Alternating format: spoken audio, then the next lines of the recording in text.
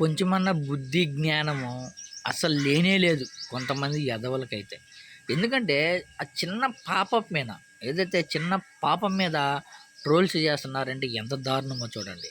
నిన్న ఏదైతే జగన్మోహన్ రెడ్డి గారు విజయవాడ వెళ్తే పబ్లిక్ మామూలు తండోపతండ, అసలు మామూలుగా కాదబ్బా, ఆ స్థాయిలో వచ్చారు. ఆ పబ్లిక్ వచ్చిన సంఘటనలో ఒక చిన్న పాపం జగన్‌ని కలవడానికి అసలు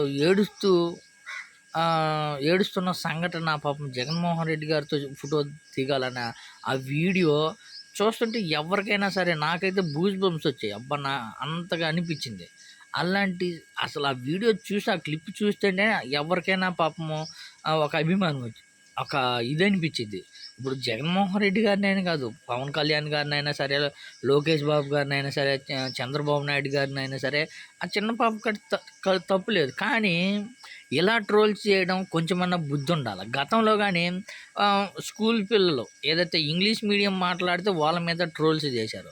జగనన్న ప్రభుత్వంలో నాకు ఒక ఇల్లు వచ్చింది, నాకు ఇలా సంతోషంగా ఉన్నానంటే పాపము ఆమె మీద ట్రోల్స్ చేసి ఆమె జీవితాన్ని నాశనం చేసి వాళ్ళ పిల్లలకు అనాథం చేశారు. ఇప్పుడు చిన్న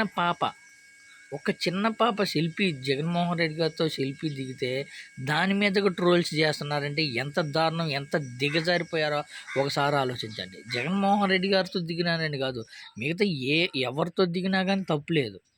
కానీ ఈ స్థాయిలో ట్రోల్స్ చేయడం, ఇంత దిగజారిపోవడం ఎంతవరకు కరెక్టు? అయినా కానీ కొంతమంది ఈ ట్రోల్స్ చేసినా సరే వైసీపీ సోషల్ మీడియా అయితే మామూలుగా తిప్పి కొట్టింది. కొన్ని గంటల్లోనే ఆ పోస్ట్ని డిలీట్ చేసే విధంగా వైసీపీ పార్టీ సోషల్ మీడియా తిరగబడిందని చెప్పుకోవాలి. మామూలుగా కాదు, ఫస్ట్ పోస్ట్ పెడతారు, ఇలాంటి దిగజారి పోస్టులు పెడతారు. తర్వాత వైసీపీ సోషల్ మీడియా తిరగబడి మళ్ళీ యుద్ధం మొదలు పెడితే తోక ముడుచుకొని పోవడమే తప్ప మరొకటి లేదు. అయినా కానీ దారుణం. ఎందుకని చెప్పమంటావు, చిన్న పాపం మీద ఈ స్థాయిలో ట్రోల్స్ చేయడం ఎంతవరకు కరెక్టు? గతంలో గవర్నమెంట్ స్కూల్లో చదివే పిల్లలు ఇంగ్లీష్ మీడియం మాట్లాడితే కొన్ని టీవీ షోస్, కొంతమంది ఎదవలు విపరీతంగా ట్రోల్స్ చేశారు.